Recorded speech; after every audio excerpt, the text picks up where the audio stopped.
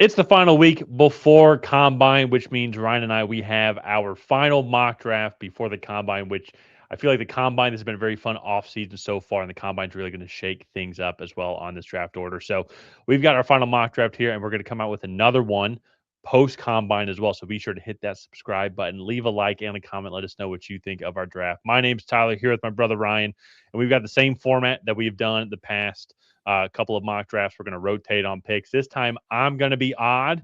I'm always odd, but this time, I mean, number wise, I will be the odd numbers. And very easy. Fernando Mendoza going to the Las Vegas Raiders here. Going to play for his idol, part owner, Tom Brady, as well. Mendoza's not going to be throwing at the combine. I totally get that decision. I know that's going to stir some people up just for other reasons because of other past quarterbacks who haven't thrown at the combine, but are also starting on NFL teams now. But that being said, though, it makes sense for Mendoza. It's a pure business decision. Wait until April at the Indiana Combine where you're going to have your team, your routine, and also, too, as well, it just makes sense. Other quarterbacks have done this. A lot of other guys have not thrown at the combine, and I think this just makes sense as a Yeah. whole. He's going to interview really well. I mean, shoot, you don't. I don't even think you have to interview the guy. I think just seeing him now, travel all the way to Jimmy Fallon, and seeing all these other interviews as well too. It's just he's going to be fine. He's the first overall pick, most sure. Not not the best prospect we've seen, but with this draft class, probably the most surefire 1-1 that we've seen probably since Joe Burrow, Trevor Lawrence area. Yeah, I would say Joe Burrow, even like Trevor Lawrence. There were some people that were like really big on Zach Wilson. I go back to the Caleb Williams, Jaden Daniels, Drake May class, and those three, like Caleb Williams was the clear favorite, but there were some rumors that like Chicago could have liked one of the other two better. And then last year with Cam Ward, I think it was a similar situation where it was like, well, the Titans are taking Cam Ward because if they That's weren't going to fair. take Cam Ward, they would have traded the pick. But I think prospect wise, Fernando Mendoza is right up there with all the names I think we just mentioned. Yeah, And he's a little bit older. I think he's going to be 23 coming into his rookie year, but that's really not a big deal when you look at a for 15-year quarterbacks, career no. for a quarterback. Yeah. Yeah, So I think this is a phenomenal pick. You start looking at that offense now. You have Brock Bowers, Ashton Genty. You have your quarterback of the future. Maybe they can add some weapons later in the draft from maybe the Hoosiers themselves, but this is a really good wide receiver class. Maybe they can start really piecing together a formidable team out there in Las Vegas. So yep, I like it. here with the Jets, this one I think is pretty simple. Also, I'm going to go with Ruben Bane. We just did our edge rusher rankings, and especially after watching all those guys, Ruben Bane is a complete 3-down edge rusher that's just ready to play at the NFL level. He's not the best pass rusher. He's not the best run defender at the edge position in this class, but I think he's the best combination of all of the above. And I think at worst, I think you have a solid to above average starter in him with Pro Bowl All Pro potential. Yeah, yeah. No, it's similar. I think with Mendoza, it is like it's not a surefire thing. Bane's going to come in and just absolutely just become an all pro bowler. But I do feel like they're going to have a good rookie contract. I feel like both these guys are going to Yeah. come in and be solid contributors. We're going to see them grow.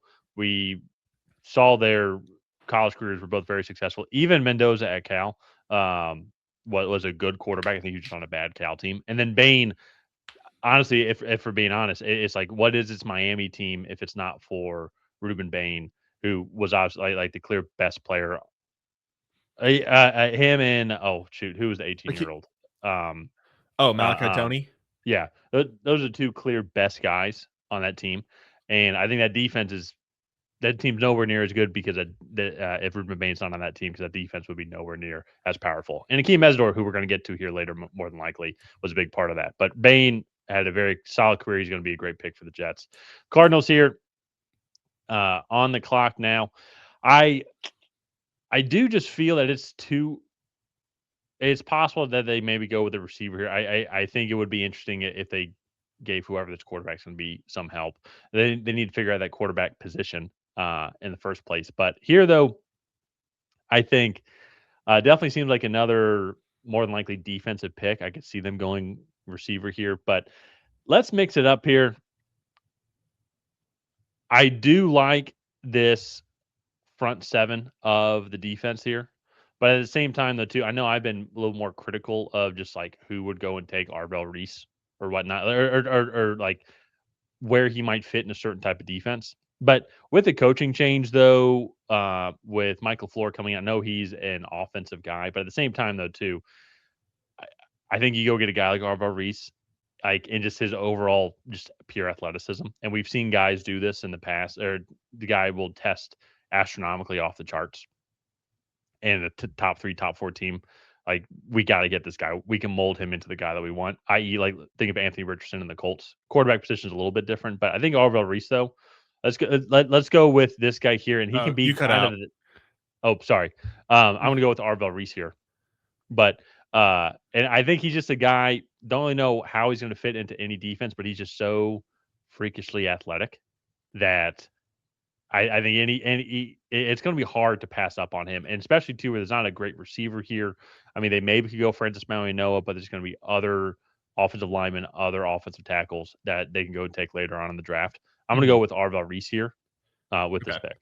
Yeah, I mean, I think at this point in the draft, I think you want to draft for need if you can, if it lines up. But the biggest thing, especially I think for these top 5 to 10 picks, is you just don't want to miss. And Arvell Reese, I think just athletically, I think he's going to be a really good downhill linebacker at worst, where I do think like he could be a better version of Jalen Walker for who the Falcons drafted at 15. Yeah. That's kind of been your comparison there. As you can see all the Falcons gear in the background. So I think that would be a good fit there. Also, too, like that secondary, I think has really improved as well. And if they can go and solidify that front seven, hopefully Walter Nolan can stay healthy this year. That'll be a good pick for the Cardinals. So here with the Titans at number 4, this is a really interesting spot because I feel like they could go a number of ways. I don't really want to go with any of the interior offensive lineman picks. If you watched our edge ranking videos, you saw that I was not he was my edge 2, but I knocked David Bailey a little bit. I think there's a clear divide between him and Ruben Bane as edge 1. And so I'm just gonna go with I think the best player is on the board. And I'm gonna go with Caleb Downs, the safety from Ohio State, because I know they don't necessarily need it, but I think Robert Saleh with a guy like Caleb Downs would be a phenomenal pick. He can play anywhere on that defense. He's going to be a leader in that locker room. And I think that if the Titans can get a player like Caleb Downs, I think that that's going to be a really good just overall pick. Again, like I said with the Cardinals, especially these top 5 to 10 picks, I think you're just taking the best player available. Maybe if you have a player in your top 5 or 10 that fills a need, you go that route. But I just think Caleb Downs is too good of a player to pass up here. So we're going to go back-to-back Ohio State defenders in round 1 or in the top 5. No, and Caleb Downs, you can make a serious argument, is probably the pound for pound the best prospect in this draft class. It's just with him being a safety, it is interesting where he's going to go. But that also being said, though, too, this is definitely probably one of the weaker draft classes over the past 5 years or so, which is going to then elevate like his need just be in the top 10, maybe top 5 in this scenario. To be like, there's a lot of risk with some of these other guys. Let's just go get a guy who I think to me is probably the most surefire pick, barring injuries, obviously. You can't control injuries. But this seems like a guy, Caleb Downs seems like the best guy, I think, to be like, if I were to bet money on who's going to have a solid 10-year career, make a couple Pro Bowls, and be a consistent name, I feel like he's the guy that I would put my money on. And I'm going to Vegas here soon, so I might do that. But now I think for the Giants, then this makes this pick pretty easy here for me. I think just the way the board's shaping up, I'm going to go with Francis Mauigoa. You have 2 free agents at right tackle and right guard. he's probably going to start off at right tackle, but he could easily slide into right guard if that's where they feel is going to be the best fit. I think the Evan Neal experiment is definitely, well, it's last time they did a first round tackle was Evan Neal. I don't think drafting Francis Mauigoa can go any worse. So let's just find his replacement right here, and then move him around where needed. But I like where things are heading with the Giants' new head coach John Harbaugh. I think is still a really good coach. Jackson Dart was impressive. Looking forward to seeing Cam Scadabo come back, hopefully full healthy as well. But then you go get an offensive lineman like that who I think kind of fits that style of play that they want, that kind of hard hitting, but also improvisation within that backfield. Mhm. And I think he's going to fit well in the system. Yeah. No, I think that's a really good pick. And unlike Evan Neal, I think Francis Mauigoa has a much clearer transition to guard. Because I think you watch Evan Neal and he just even struggles to get down in that stance to play guard. And Mauigoa is the best tackle in this class. I think he'll be fine at right tackle. Yeah. But if whatever the case, I think he'll be a much better guard than Evan Neal will be. The way the board fell, I think also makes this pick really easy for the Cleveland Browns. Makai Lemon, I think, is just too good to pass up here. You have Shedeur Sanders, you have a new offensive coordinator. I think with Todd Monken there, he slots into that Zay Flowers role. And he was both our wide receiver ones from our wide receiver rankings. And I just think overall, I don't think you could ask for a more complete receiver for the Browns. I mean, I guess you could ask him to be 6'2", but he runs the best routes, some of the best routes of this class. He's one of the best contested catch receivers in this class, even at 5'11". He runs well after the catch. He's just a phenomenal player. So I think the Browns would be silly to pass him up here. Yeah. No, I think that's an amazing fit, especially to what he brings. And there's one thing I will say about Shedeur, and I think there's some things that our arm strength might be a little bit of an issue relative to other NFL quarterbacks, but I have felt he's actually been particularly accurate. And one of the things I think that it's going to help with Makai Lemon, a guy who can create his own space, is just going to help him, I think, kind of move the chains. Makai Lemon is going to be that chain mover for the team. And then he does have some nice capabilities if he's able to create enough space for himself. So here with Washington, I think a lot of different ways they can go here. I think the area, I want to mix it up a little bit because we've gone defense a bunch here. They have a lot of defensive end free agents as well too. This is a deep defensive end class. It's also a deep receiving class as well.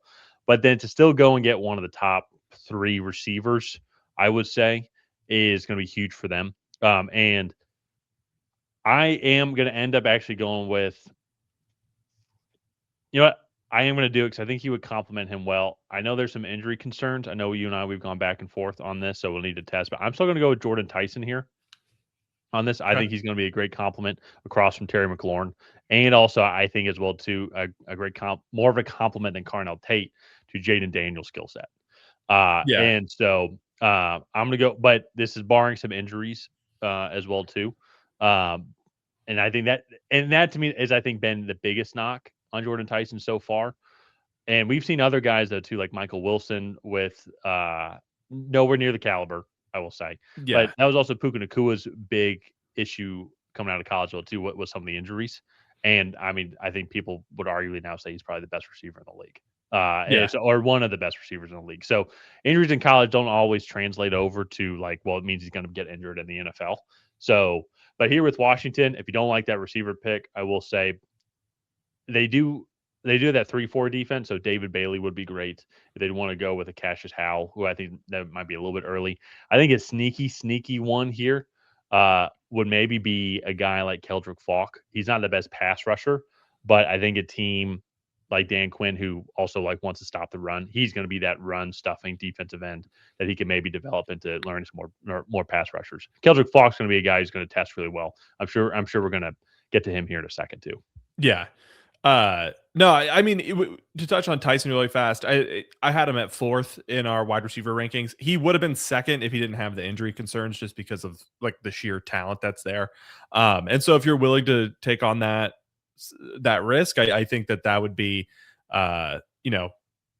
worth it at 7. So here with the Saints, I think this is where David Bailey like if he's on the board for the Saints, I think they would just go and take him. He's a better run defender than I think people give him credit for. One of the most productive pass rushers in all of college football this past year, and it's like his true pass rush win rate is like over 30%, I think. And so that's going to be much needed down there in New Orleans, who had a sneaky good team there at the end of the year. I think they end up at 6-11. And Tyler Shuck looked okay. Actually, a little bit more, maybe 7 and 10. I'm trying to remember. But Tyler Shuck looked good. They were able to stay healthier on the offensive side of the ball this year. And so if they can continue to build off of that and add some day 2 picks to that offense, I think David Bailey going to bring some pass rush to that defense, I think is going to go a long way for them. So going to add him here to the New Orleans Saints. I like it. I think here at number 8, this is also a very unique spot, I think, then on where this next receiver is going to go. Mm-hmm. And Carnell Tate, because I'm almost thinking here as well too, is if we want to mix this up a little bit, is here we've had Jeremiyah Love go to the Chiefs, and it just makes so much sense. The dude is that guy. But I'm trying to then think as well. I'm trying to see if I can make an argument for a Carnell Tate in this receiving room with Xavier Worthy, Rashee Rice. But at the same time, though, too, it's I think you definitely could. You absolutely could. But then I'm also thinking on the other side, it's like the next best running back is Jadarian Price, who I guess technically could be there. You got Jonah Coleman, Mike Washington from Arkansas. I mean, this isn't a but none of them are Jeremiyah Love, I will say, and it's possible that the Chiefs might have to trade up to go get Jadarian Price on where that. So I'm still going to do it here. I'm still going to go with Jeremiyah Love. I think Carnell Tate actually would be very interesting in that receiving room as well, just with what he brings to the table. And then you're talking about the ultimate speed receiving room right there. And then Travis Kelce, I believe, is coming back. Should be coming back. And just he's 37. But more just his knowledge, though. I think when it comes to just knowing where to put himself, and we saw that a lot in those big games in the middle of the year. So, but yeah, still going to stick with Jeremiyah Love here, but Carnell Tate I think would be extremely interesting. Okay. Yeah, no, I think the Jeremiyah Love pick it's one of those picks that like you said, everybody's making it. We've made it in the first 3 mock drafts, but it's just like, if he's there, it's so hard for them to say no to that option. And it's such, I mean, they've gone to the Kareem Hunt well, I think 2 or 3 years now, it feels like. Yeah. So it just seems like it makes sense. Speaking of picks to me that just makes sense, Peter Woods to the Cincinnati Bengals. They need an interior presence on that defense. It does not sound like Trey Hendrickson is coming back, although we never know with the Bengals because they're probably just going to tag him. Shamar Stewart was okay in his first year. He flashed like real high-end athleticism, but I think him missing the first parts of camp and some things kind of limited his production. So I think if you make the investment on the defensive interior here, I think Peter Woods is a phenomenal player.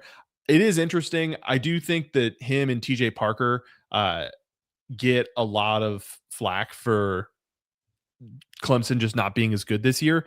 But I think when you actually go look at it, the time to throw by opposing quarterbacks, Clemson had one of the highest in all of college football. So their actual like true pass rush sets where the quarterback is holding onto the ball longer than 2.5 seconds, giving them an opportunity to actually win against an offensive lineman and get there is one of the fewest in the nation. And it's really interesting to kind of look at because I feel like there's a lot of prospect fatigue. Clemson as a whole underperformed this year. And I think some teams are going to get some steals here in Peter Woods and TJ Parker. Yeah. No. Both those guys, when watching them as well too, are just solid. Like, what is there not to like about those guys? And so I think they're only going to keep on getting better.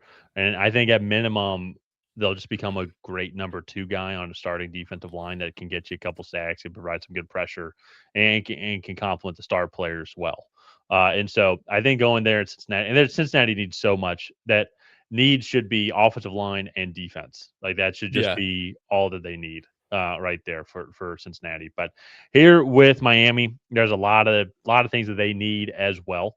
Actually, I don't think there's a position. Maybe running back. Running back's a position they don't need. I mean, imagine this running back room with A Chain, Jalen Wright, and Ollie Gordon is actually amazing. And for Yeah. ever being honest, it actually sucks for dynasty owners who have Ollie Gordon or Jalen Wright because Devon A Chain is one of the best running backs in the league. But everything else, though, this team needs. And I this is a very legitimate Carnell Tate spot. If there's an offensive lineman that has maybe an Ahmad Bembu type rise, I think this could be an amazing spot for them. But I'm still looking at this secondary, and I feel like this is a pick that we've made a lot. But I also think he's just the best corner as of now. But Mansoor Delane, uh, the I think as a whole, I think there's only 6 guys on contracts as right now within Miami in the secondary, maybe 7. And I'm looking at our lads out of about 20 or 21 guys. I think so. I'm doing quick math. I also wasn't the best at math, so you can make fun of me in the comments if I'm wrong. But I I just think corner just kind of makes sense. They did cut Bradley Chubb, but there's going to be a new head coach coming in. So what type of defense is he going to run? And so I think a corner is going to be that you need for all defenses. So I'm going to go with Mansoor Delane here, a guy who's uh, trending right now as probably being the best cornerback in this draft, and I think can do well in all types of coverages.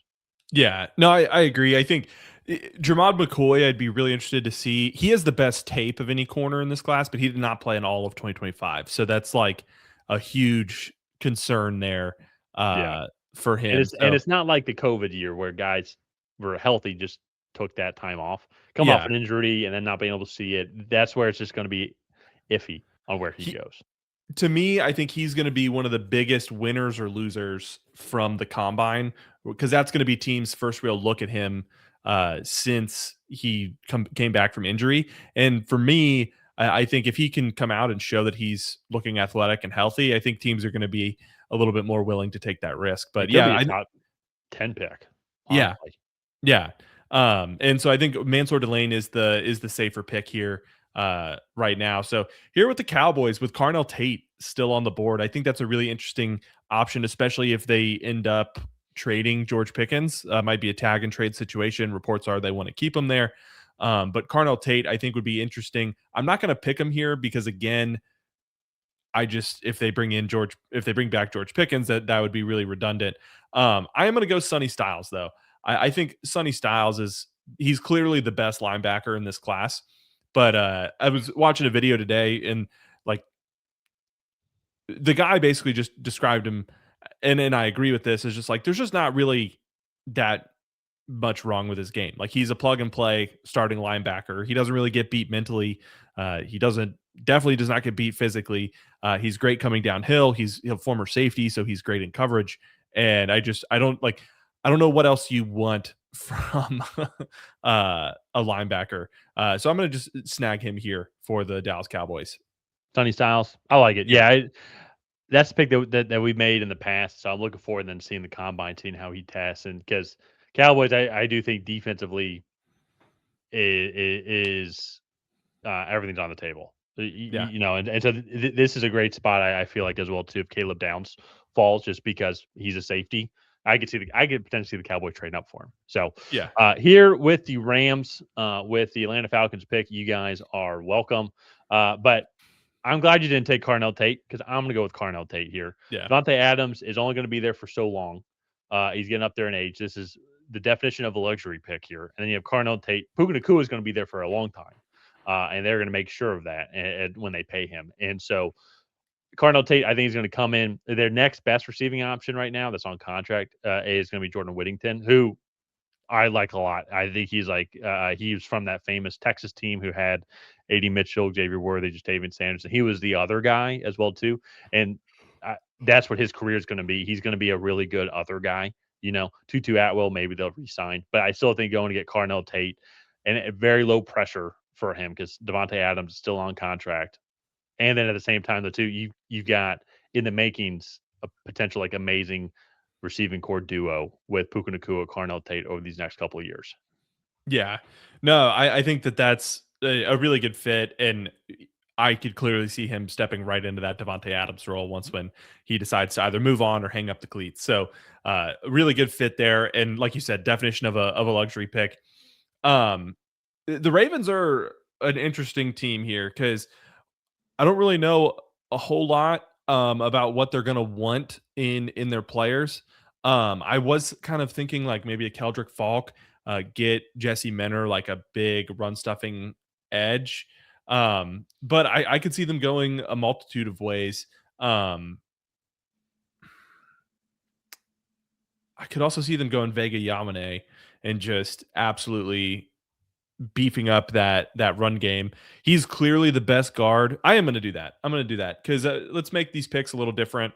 I think he's clearly the best guard in this class. You look, Tyler Booker went 12 overall. You still have Derrick Henry in that backfield, and I would want to continue to bolster that offensive line, take some of the load or more of the load off of Lamar Jackson physically so he can be healthy in 2026, and just have one of the most absolutely dominant run games that you can get in 2026. And I think that starts, with Vega Ioane. I like it.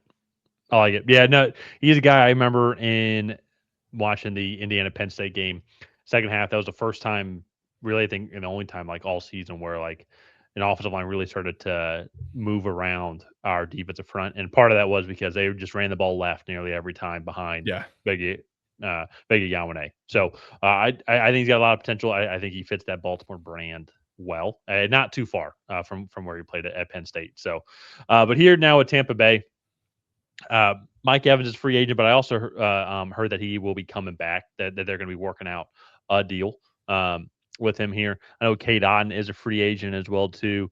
Defensively, they do have several guys that are going to be free agents here in their front seven. So it's going to be who are they going to want to bring back, and that's where I think it's going to be interesting now on which route they end up going. Because I would say they do need some help in the secondary, but that's where Jermod McCoy is still on the board, and we know he's going to be good. Well, I mean, nobody knows if he's going to be good, but you understand what I'm saying. But here, Yeah. though, there's a lot of guys that are going to fit the type of mold that they want, and so I mean, they have Vita Vea already, so I think Caleb Banks is definitely on the board. But do they want to get like another 3-4 type edge rusher like a Cashius Howell? Do they want to get a bigger guy and replace Logan Hall, who's a free agent this year, and go get Keldric Faulk as well too? Do they want to go get kind of the shiftier defensive tackle like Caden McDonald? It didn't come in there. I think another interesting thing though too is, do they want to go and get Kenyon Sadiq as well too with Cade Otton being a free agent? I think Cade Otton's been good, but I think we all see the athletic potential from Kenyon Sadiq. So this is going to be interesting here. A lot of different ways they can end up going. I'm a little stumped as we as I'm sitting here right now in the moment. Part of me almost wants to do something. Nah, I won't be that crazy yet, but I I am. Let's pull the trigger on it. I am going to go with Kenyon Sadiq here. I say they move on from Cade Otton, this free agency as well, and then they go get an athletic guy like that. And you go look then at that pass catching room as well, and he can. Kenyon Sadiq can run block, and you already have a Yeah. good running back room with Bucky Irving as well. Maybe that is something they address as well too later on is running back room. But then you're going to have Kenyon Sadiq or Cade Otton or both kind of in that tight end room. And then you've got Mike Evans coming back, Chris Godwin, Emeka Ibuka is only going to keep on getting better as well, and just a solid pass catching room for Baker Mayfield and their new offensive coordinator and Zach Robinson, who is just an amazing offensive coordinator. Buccaneers fans, you guys are going to love it. Trust me. I think Falcons fans are going to be Zach Robinson fans. My This coworker year. is a Buccaneers fan, and we had opposite emotions when the news broke that the Buccaneers signed Zach Robinson, and I was the happy emotion, and so Yeah. I will say that. So, but yeah, that's right. I, I think Kenyon Sadiq on paper, how Zach Robinson's going to use him. I think Kenyon Sadiq could fit within all these systems. Yeah. He's almost similar. The tight end spot's almost.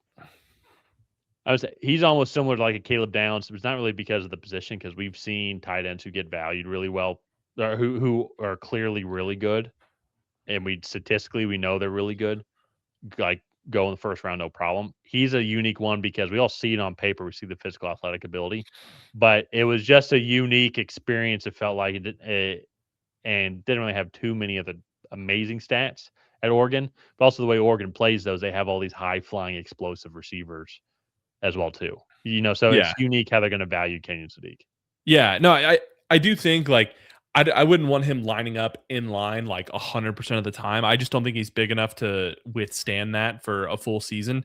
But Yeah. yeah, you can line him up in line. You can line him up at X receiver. He's that athletic, and I think we'll see what Zach Robinson is able to do. But I do think that he could be creative with Kenyon Sadiq if he's willing. He could be he could be creative Yeah, if he was smart enough. yeah. I'll leave it at that. So here with the Jets, they took Rueben Bain second overall and kind of got another edge rusher there. I'm tempted to go Jermod McCoy. I think that would be a good pick. It'd be risky because then you're basically trading like Sauce Gardner for another corner because this is the Indiana pick. I know you still have another first next year, but that would be something I think maybe they look to fill on day 2. I'm gonna go. Caleb Banks would be interesting. I I I struggle with him as a prospect. He's only played in like 5 games over the last 2 years. Let's go Ty Simpson. I think if he's here, he's probably gotten word from NFL franchises that he's going to go in the first round, which is why he declared.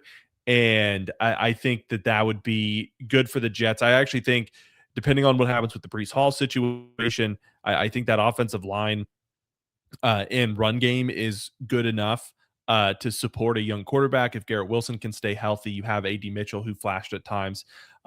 Mason Taylor, it looked like a good rookie tight end this past year. So like this offense seems to be coming into form. And I do think it would be smart for the Jets to invest in a Ty Simpson caliber quarterback, because I think if he were to come out next year, he would be a top 5 pick because of how good he looked in that stretch. He did have that back injury, which I think really slowed him down towards the end of the season. But at the same time, like some of that tape in the middle of the year is really, really good for Ty Simpson. I've said this about Ty Simpson, and especially then too, like being an Indiana fan and then like watching Alabama and then like doing all my pregame prep work preparing for the Rose Bowl. But it's like it is impressive for Ty Simpson, like knowing like, yeah, I got to throw for like 330 yards, and Yeah. that's going to be the total amount of offense because our run game was that anemic. And putting that pressure on you night in and night out against some of these top defenses, especially too if you go look at his past couple of games. If you look at his stats, I mean, his last 4 games were at Auburn, at Oklahoma, and then sorry, they had that backwards. So it's PFF has that in reverse, but it was at Auburn, then the Georgia game, which was the SEC championship game, which in theory didn't really mean too much overall, and also there were a lot of other people that were hurt, but that Georgia defense was killer. That Oklahoma defense was really good, and he played well.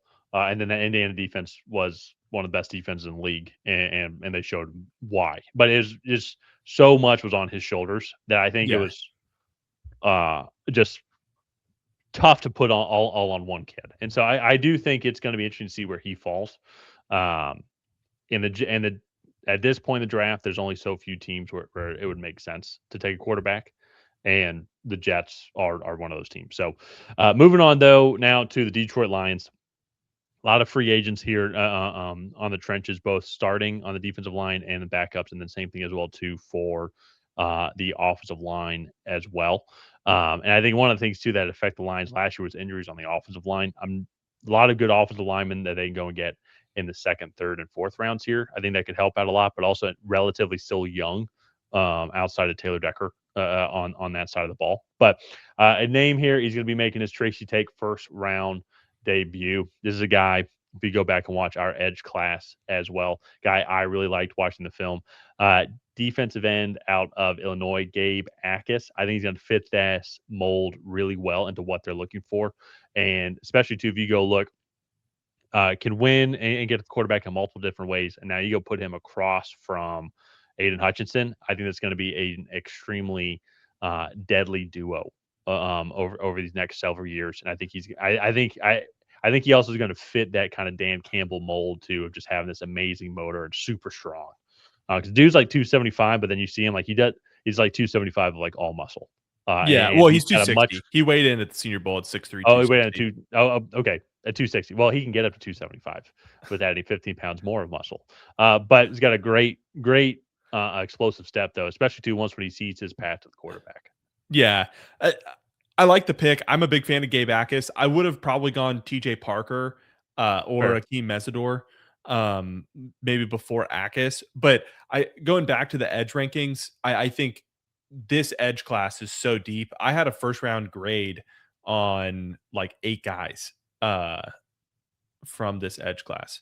So that's 10 guys that I think are or 9 guys that are borderline first Yeah. round picks. So this edge class is just absolutely stacked, and Gabe Jacas is included in Yeah. that list for And sure. So I could absolutely see TJ Parker here. I do feel like I think TJ Parker is just much more polished and well rounded. But I do think though when I see like the explosiveness from Gabe Jacas, I think the potential I think is there to go across from Aiden Hutchinson. TJ Parker oh yeah, absolutely would be a great pick as well too. I easily could have taken TJ Parker here, but mix things up a little bit and I think have some more fun. We'll probably be picking TJ Parker here real soon. yeah. So he will not be coming off the board here to the Vikings, but Jermod McCoy is. I think the need for corner in the Vikings is just going to be so immense, especially one that can play man to this level, because that's going to allow Brian Flores to just send even more blitzes, and that's I think something that he will covet.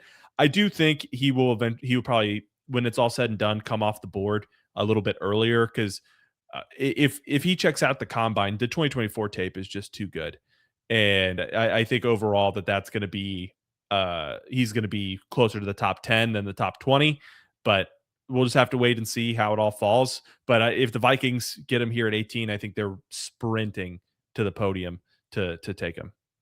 Yeah, no, and that's once again, it's very possible after this week. Like so, we're talking about this, and after the combine, and then when the corners test, it's very possible Jermod McCoy is not here. But it also could be as well, like Jermod McCoy is still here, and we're like, hey, yeah, no, we're gonna wait for a second or third round pick on him. Yeah. So as we've mentioned already, it's gonna be very interesting here. So here with the Carolina Panthers in a very interesting spot here because they're with Bryce Young as a quarterback here, and I definitely curiosity is coming along of just how far Bryce Young can take the Carolina Panthers. I know they won the division, but it's like you won with an 8-9 record, and there was plenty of opportunity for the Panthers to look offensively much better here. So, do you want to get some more weapons to help them out, and also then to prepare for post situations? I know I'm not going to go this route, but I very well. I'm not going to say where I'm going to go because I probably do it later on. But I think one route though here as well. I mean, there's a bunch of defensive linemen here, but I do also really like CJ Allen as a linebacker here. And I think you can bring him over as well. There's other linebackers as well too. That this is a very unique linebacking class as well. But I think CJ Allen here, he's definitely not going to be there by their next pick, and I think he's probably the next best top linebacker on the board as well too. They can come in and start immediately with this defense. Big improvement overall from this defense from the 2024 season. Had a competent running defense, which is huge. But I think then also too going and getting a guy like CJ Allen here, very solid career at Georgia. I know there's a couple free agents that are there, so are they going to be able to replace him or not and pay them? Maybe a little early for a linebacker, but I also think though CJ Allen's going to be worth it here as well. Especially too. Also, you got to shout out you got to draft a linebacker when Luke Kuechly, best linebacker in Carolina Panthers history, is going first ballot in the Hall of Fame. So let's get your next Luke Kuechly here, CJ Allen. Huh? Yeah. I think this is maybe like you said, a little high, but at the same time in a weaker class. like we're going to see these like borderline first round guys get moved up because teams are eventually just going to draft the best player that fits the biggest need. And I Yeah. do think that second level of the defense is going to be a big need for them. He flashed good pass rush ability, good run stuff ability, good pass cover or yeah, good coverage. I'm trying to think of how to word that. But and I think the biggest thing for CJ Allen is just going to be consistency and recognition, but he's also a younger player, so that'll come with a Yeah. little bit of time here. So here with the Cowboys, they drafted Sonny Styles first. Yep. So this is where TJ Parker is coming off the board. He's just too good of an all around edge rusher.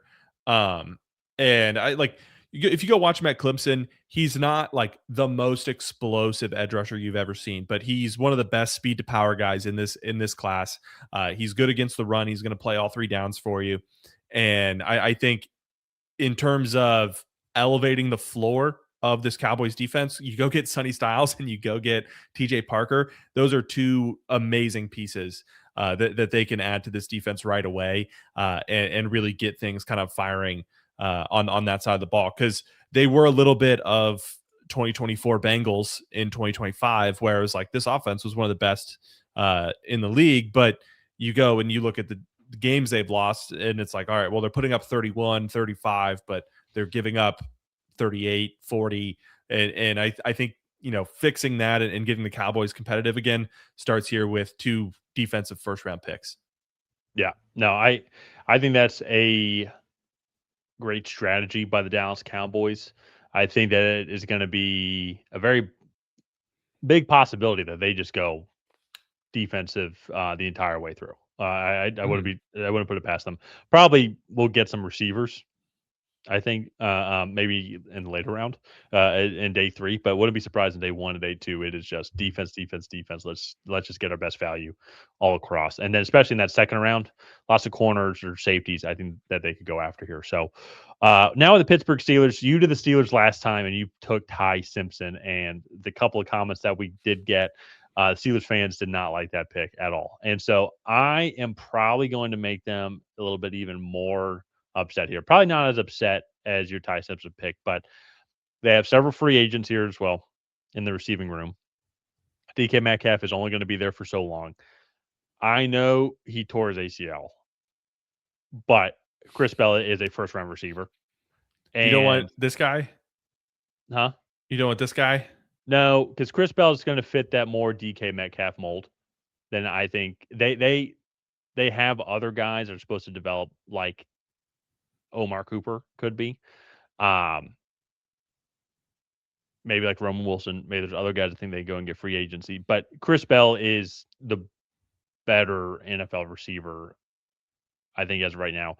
He does only have one knee as of right now. But I it's interesting here because you don't know who your QB is going to be. You do have Mike McCarthy coming as a head coach, which I disagree with that decision in general. But if we're talking about a prospect standpoint, though, I do think you go with Chris Bell here over Casey Concepcion, over Denzel Boston. I think this is the guy that I would want to have. And we've seen this in the past. You brought this up with Jameson Williams as well, too. Lions drafted him. He coming off a torn ACL as well, and they waited on him. And so far, I would say Jameson Williams is a big piece to that offense. It took some time, yes, but I think Chris Bell is a great receiver, and I think that this is going to be a very fun pick if this does happen to see what the Twitter world is going to go, how they're going to respond to this. Yeah, I think it'll be interesting to see where they go. Historically, the Steelers do not draft wide. They're similar to the Packers. They don't draft wide receiver early, but I do think that the need is definitely there. They've invested in the offensive line in the first round. Well, a decent and that's bit. Like well, you look at so Broderick Jones and Troy Fatanu. Ike Samalu is a free agent. Actually, everybody on their depth chart, according to our lads, is at left guard is a free agent. But Broderick Jones, 2023 round 1, Zach Frazier, 2024 round 2, Mason McCormick, 2024 round 4, Troy Fatanu, 2024 round 1. So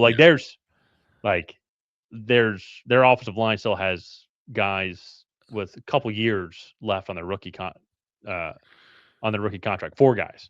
left Yeah. on with years left on the rookie contract. So it's just a young offensive line. And I think Yeah. if Vega Ioane is on the board, boom, easy. Left guard in college, left guard right here. And then you have almost taken a Dallas Cowboys approach with a very young offensive line Yeah. with a lot of talent. And like defensively, they have one of the most expensive defenses in football. And I think, while it probably needs improvement, they've already invested a lot on that side of the ball as well. So Yeah, uh I think that, I could see them making a change here with wide receiver. Not the one I would have gone with, but I do think that, it is a possibility teams just get enamored with his size and speed and take him yeah. this high. So here with the Chargers, this is an interesting one because I think everybody kind of jumps on the they need offensive line, offensive line, offensive line. And I one both of their tackles were hurt almost all year. Rashawn Slater got hurt in training camp, and Joel played like 4 games, and like If that, yeah, including a high ankle sprain, having surgery, coming back, and then doing it like 10 plays into the next game. yeah. Really, they're getting another high ankle sprain that early. So I think the tackle position will be okay. Interior wise, I feel like you can get guys like Keelan Rutledge, Chase Basantis in the second or third round. So I'm not going to invest here. So Odafe Owe is a free agent. There were rumors that they wanted to bring him back, but I feel like he's going to get a bag because of how he played down the stretch and in the playoff game.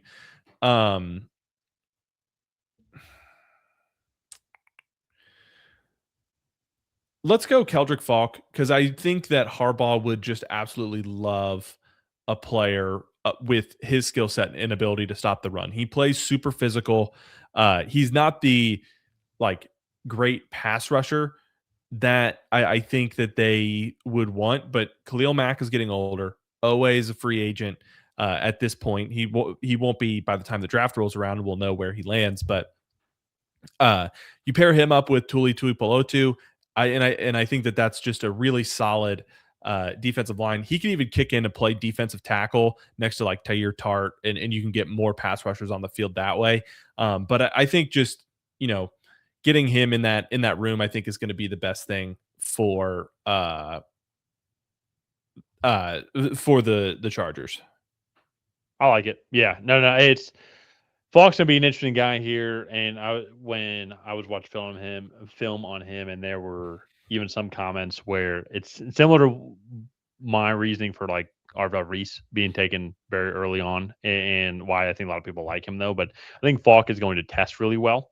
But it's going to be then you go look at the stats, and it's like, well, how does that translate? And so he could go in the top 10, or he could fall a little bit Yeah. here. And for someone like Los Angeles, I can agree, especially too if the interior offensive linemen that are available are not entirely particularly great, or if there's just nobody else that's really sticking out. Take a shot on this guy here and keep bolstering up that Jim Harbaugh defense. So I'm glad you did that because I wasn't sure if you're going to go there or if you're going to go with a different player, the one I'm going to go with here. And so, not that I dislike Cashius Howell a bunch, but I do think there are just going to be some physical traits that are going to make him fall a little bit. But I do still think he's going to go in the first round here, especially to a team like Philadelphia, who has a bunch of outside linebackers / like their edge rushers in their 3-4 defense that are free agents here. So I think Cashius Howell here at 23 is going to be great value for where everybody's projecting him to be. Plus, then as well too, how dominant that interior of the defensive line is with Jalen Carter leading the way. You got Jordan Davis, and then if you go line him up across from from Nolan Smith as well too.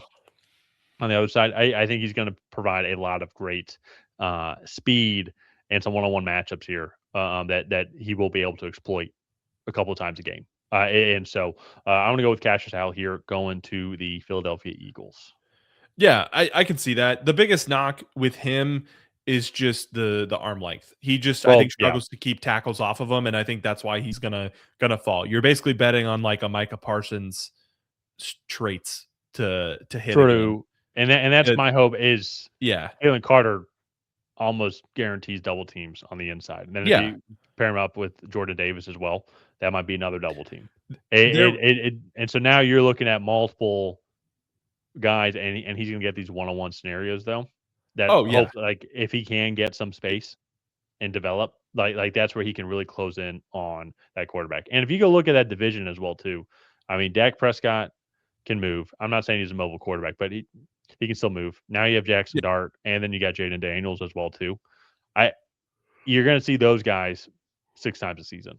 And so, and as I said, I'm Dak Prescott, like the slowest of them all, but he Yeah. still though is like a modern day NFL quarterback that He's a lot not bigger than people think. yeah, well, and he can go get some yards too Yeah. if you really wanted to. Yeah. And that's where, like, I saw somebody, it was a tweet, and it was Cashius Howell he's the most explosive edge rusher in this class. Like, and it was like Cashius Howell is shot out of a cannon, ... It's just a sawed off cannon because his arms are short. And and so I think that's a really good way to describe his play style. Yeah. So here with the Browns, they took Makai Lemon with their first pick, and this is just too good of value here, I think, for Spencer Fano. He fell all the way here because I think there are some concerns about him being a true tackle. And maybe he kicks in a guard, maybe he doesn't. But I think, he can learn to play the left side. You have DeJuan Jones, who's the right tackle there. Or if you are kind of tired of the DeJuan Jones injury stories, he can be the new right tackle there in Cleveland. But they need offensive linemen bad there. I think all of them are either free agents or coming off injured reserve or something in Cleveland. So they're replacing all 5 starters. So I imagine they will be taking multiple people throughout this draft. So Yeah, I'm gonna go Spencer Fano just because it's good value. I think I even saw too Wyatt Teller confirmed he's not coming back. He's going to be testing free agency and everything. Joel Bitonio retired. Who's Ethan Pochich? I don't think is coming back either. It's just going to be a whole new revamp up there in Cleveland, which I feel like they've been doing for about 29 years now. So, but here now on the clock, the Chicago Bears, they address a lot of people, a lot of positions in the offensive side, especially in the skill position player rooms, which I think is going to be extremely interesting on what they on how they address that here. But they did draft Ozzie Trapillo last year, but he ruptured his patellar tendon, right? So his 2026 season is up in the air. Yeah. Correct. Yeah. I'm almost thinking they need a lot of help on the defensive side of the ball. And you do have guys like Caleb Banks, but they got Shamar Turner last year as well too. They got Kaden McDonald. But to me, I'm very tempting to almost get a Monroe Freeling here and stick him in at left tackle, or just at least have some more depth at tackle. They have Karen Migdije. I know I mispronounced that. Actually, not as bad as you thought. It's Karan Migdije. Oh, I messed up. His name's not Karen. That'd be funny. No, it's Karan. But it's Karan. Okay. My apologies, Karan. But I'm gonna do that. I'm gonna go with Monroe Freeling here. I really like the athleticism that he shows on tape. You stick him in there at left tackle, but I think have him compete out with Theo Benet, Karan, with Karan Amegdije as well too, and really because you want to hone in this left tackle spot as well, especially for Caleb Williams here, and to get an athletic guy like that at left tackle. And if you go look at everywhere else on that offensive line, actually looking pretty good. Joe Thuney at left guard, Drew Dahlman at center is probably the best, or one of the better centers in the league, if not the best. Jonah Jackson, and then you have Darnell Wright. This does also all hinge on the Bears' projection of Ozzie Trapillo and also how much they like Theo Benet. But I like that route there's a lot of other good guys here. I think they could go defensively if they'd want to address it there. But I'm going to go. I'm sticking with it. I've already clicked it. Monroe Freeling. Okay, I already clicked it as well. I think that Perfect. overall, I really like Monroe Freeling as a prospect. I think he's one of the best blends of just overall size and athleticism at the tackle position. He was a former basketball player, and you can really see that in his kick slide when he gets out and he just gives the pocket a nice wide feel and really gets on defenders quickly and has the length and the strength that I think you want. So here with the Bills, I hate to do this because I'm a huge fan. Like you and Dad are big Indiana fans. I'm a Patriots fan, and I do not want Omar Cooper here.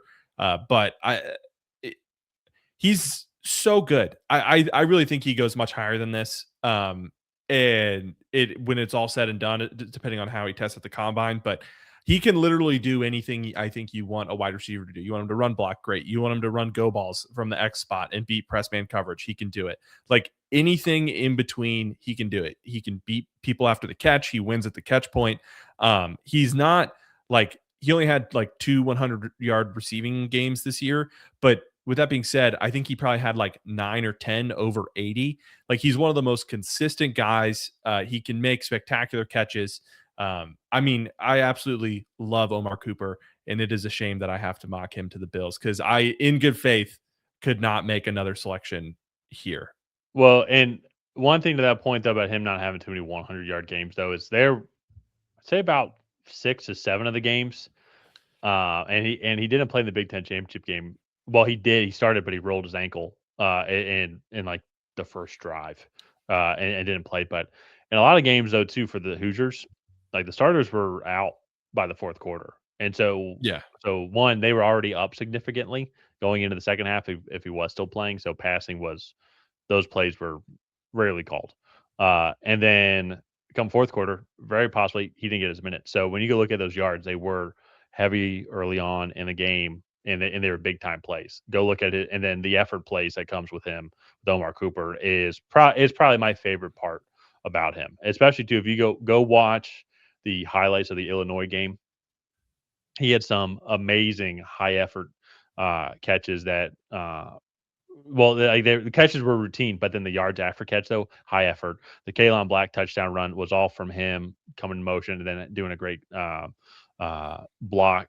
What's it called? A crackdown block or whatever it was. Yeah. Well, he kind of hits Yeah. the linebacker. It's a weird, like, if you run like pin pull, he is like crashing on the edge rusher and then the tackle's pulling out. But he like pins the linebacker and then the He, guard like goes through the hole. It well, was a weird concept, but it worked. it's So, almost like he was the guard that was pulling, but he's just a receiver coming in motion, and he yeah. hits like the lone guy, which sets up the Kalon Black run. And there's plenty of examples of that throughout the entire season of him making these amazing blocks that results in big plays for IU.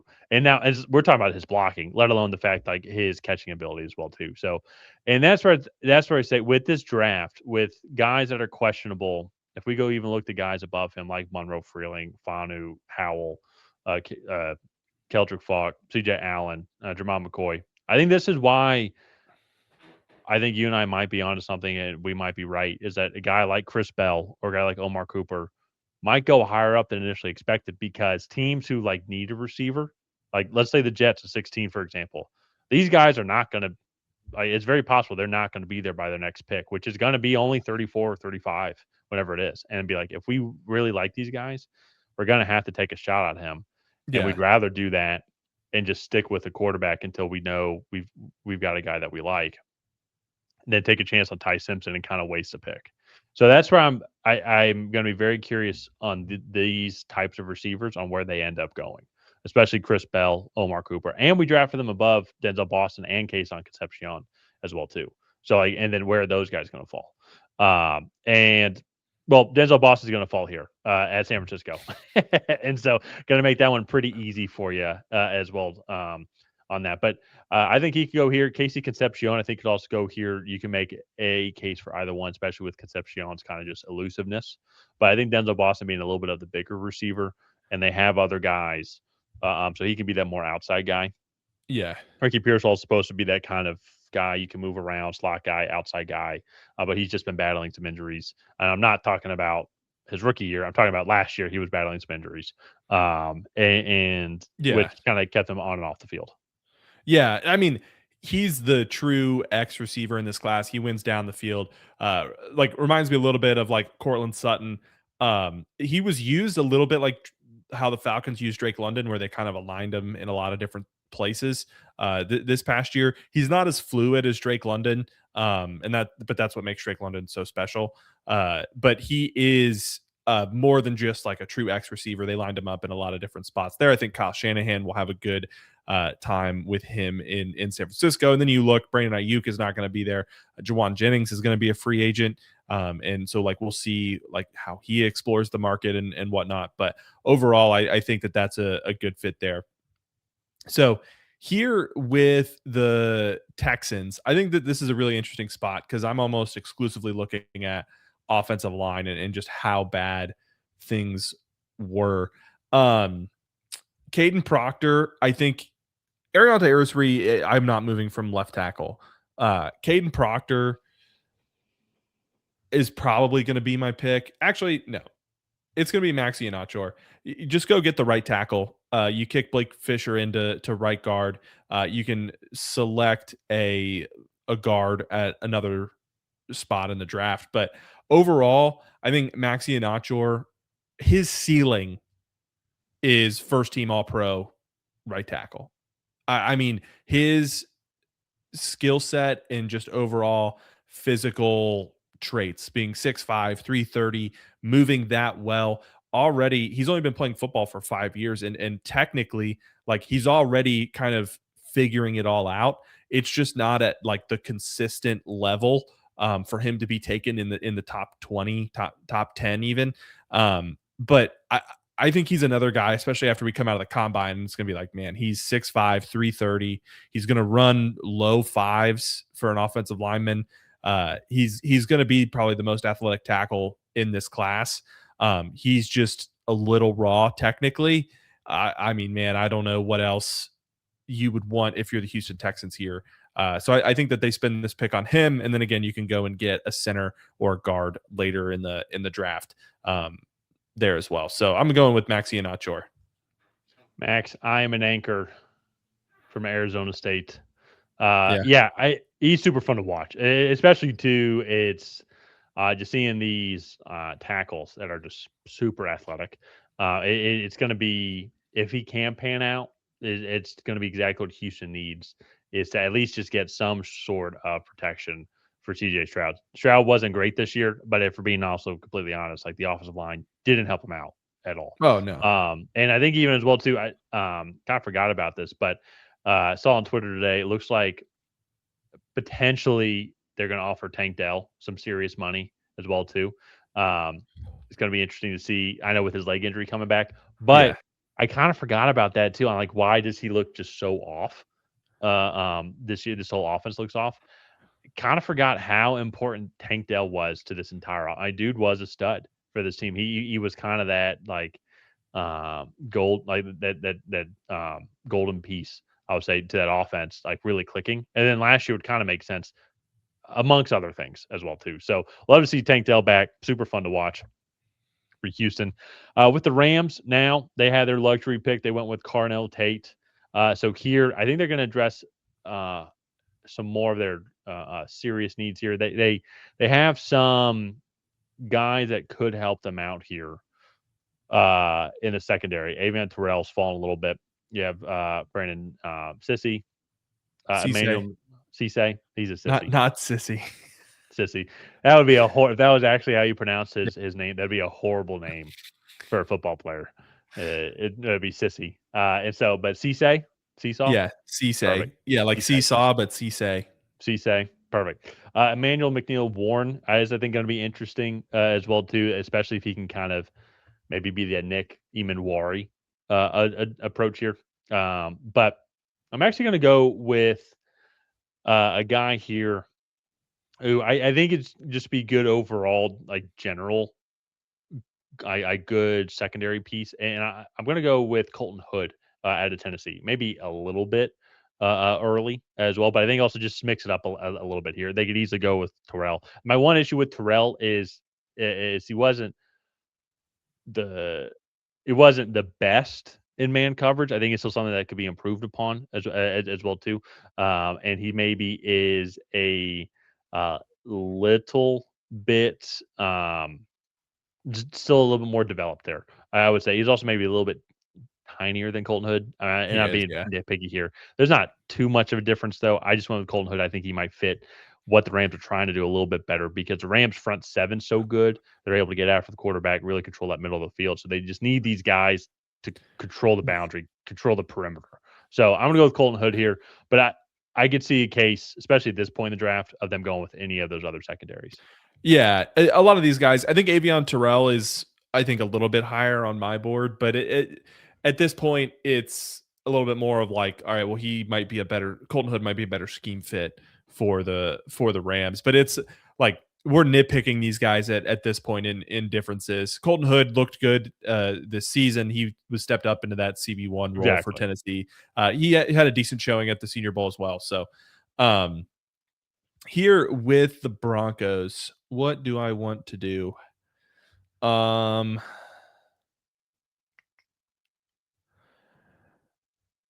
there's not a running back, a tight end. I don't really even think there's a linebacker that I would take here. Um,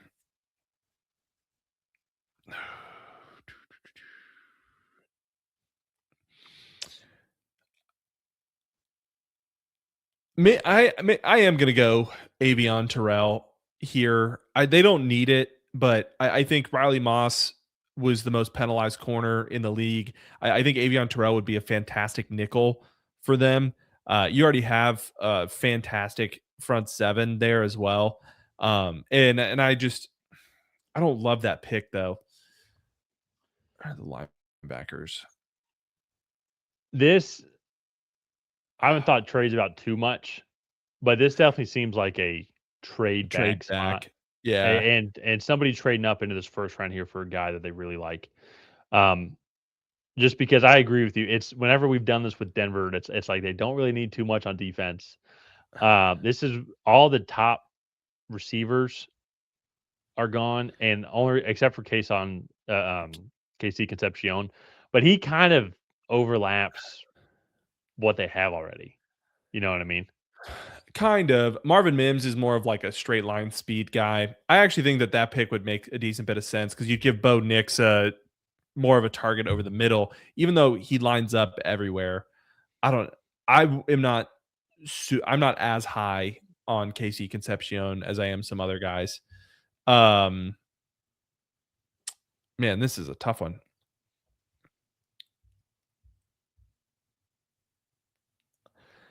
Yeah, I'm just going to go Avion Terrell. I think at this point, it's just best player available. You get a three-headed monster in your secondary, and you kind of go from there. So, yeah, I think that's a decent pick here Perfect. for the Okay. Broncos.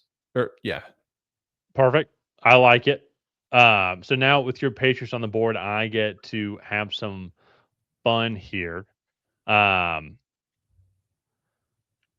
and several different routes they could go. Interior offensive line is, I think, one that's initially coming to my mind. But there's also you guys can go get that a lot later. If there's an offensive tackle spot that you'd want to go and get there, there could be some good guys. Caleb Lemieux. I think uh, well, a lot of these guys to me are still kind of leaning towards more the interior side as in general. But I'm going to go get the guy you mentioned that you just love a lot. I actually do think when I look at this receiving room, Stephon Diggs is getting up there in age. Matt Collins can only provide you so much. I do think going and taking KC Concepcion here is going to at least provide a good option or another decent yeah, option for Drake May in this offense to keep on building this room. And I think that was one of the biggest issues as well too for your Patriots in the Super Bowl was it just that receiving room was just not up to snuff. I think it fit really well in the system throughout the regular season, but then when it played a top notch defense in the Super Bowl, I just don't think they were able to compete. Now that's yeah. Like, there's a lot of factors that go into that. The offensive line didn't play well. Drake May's shoulder was, and Drake May just didn't have a good game in general. But I think then as well too, it's we've seen how they've been able to develop Keyshawn Booty, Pop Douglas. You go get Casey Concepcion in there. My one issue with this pick is it's kind of some overlap, I think, amongst those two guys in general. But at the same time, though, too, I'm kind of looking to see who's on the board here. And I mean, maybe you go edge rusher, like maybe you could get Mesidor. Maybe, I mean, like defensively, I like a lot of the guys you guys already have, and I think you're Yeah, going to bring back a majority of them. that's So, so for me that with Casey Concepcion and the Patriots, I think if they move on from Stephon Diggs and they clear up that 22 million in cap that they could, I think that this pick makes a lot more sense for them because I think he's going to go in that 30 to 45 yeah, range, or 25 to 35 or 25 to 45 range. I think going edge here for the Patriots makes a lot of sense, especially I think you have two guys that you could just plug in right away, and Akeem Mesidor and Zion Young. That would be really interesting fits in this Vrabel defense. Uh, but I think Casey Concepcion is definitely worthy of the pick. You also, one name you didn't mention too is Kyle Williams, who's 5'11", 195, very oh yeah, similar build as well. So that's my with the Patriots and Casey Concepcion.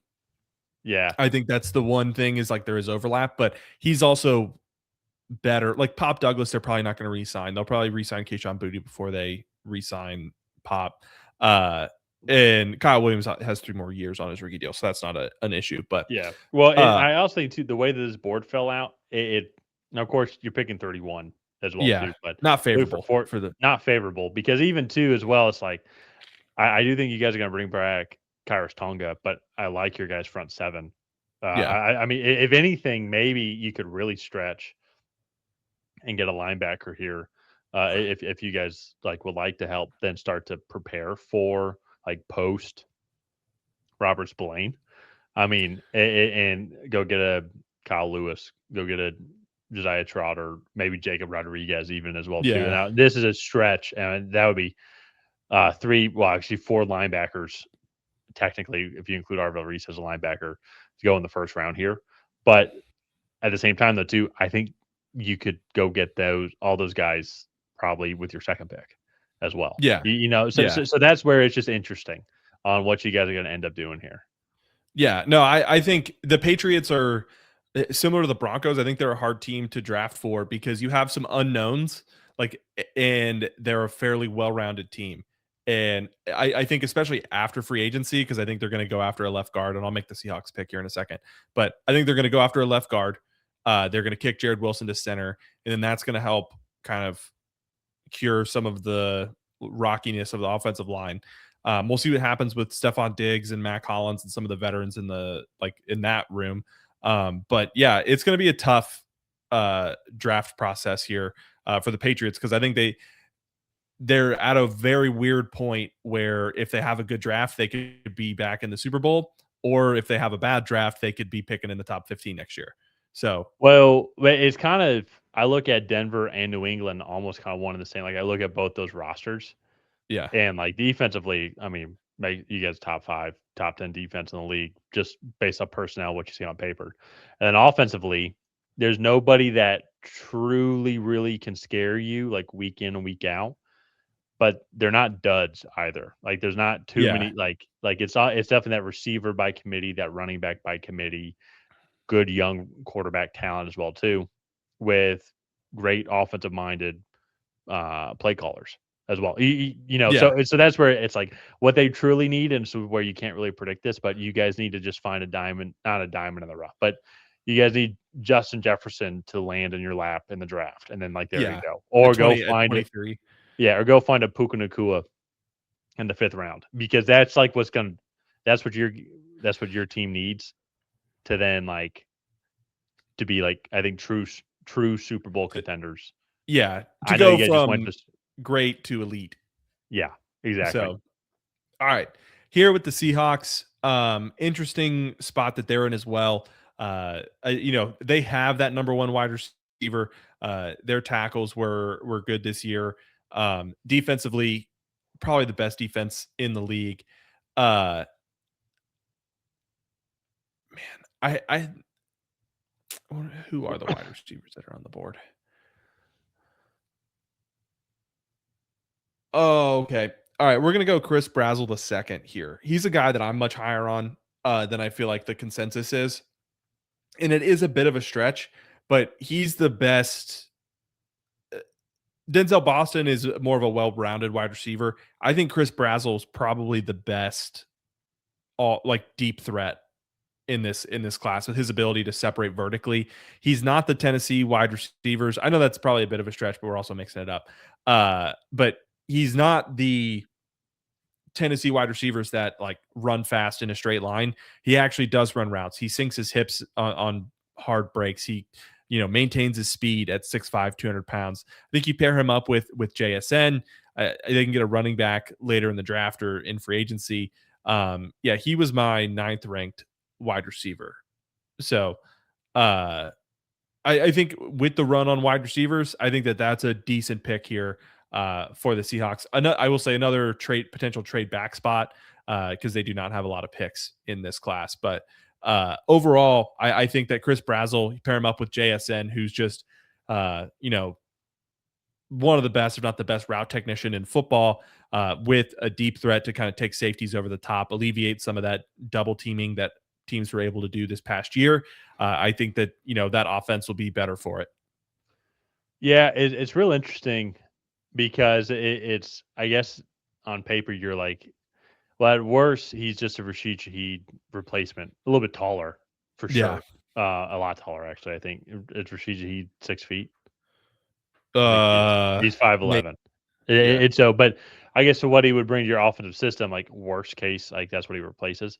But the worst case, though, he is technically a first round pick that you're spending on him as well too. So, but it's a 32nd pick. There's a lot of us of guys here that don't make it. But I see your logic by that. I am curious to see. I think there might be better receivers.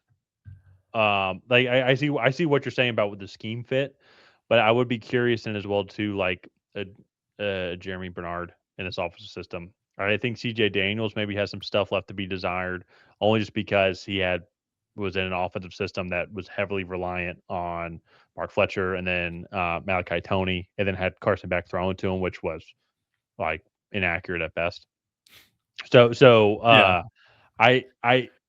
I think he could be a guy that could also fit into the spot, but doesn't have the speed and deep threat of like what you're talking about as Chris Brazzell. But it's also his 32nd overall though. So it's we're once again kind of picking hairs here.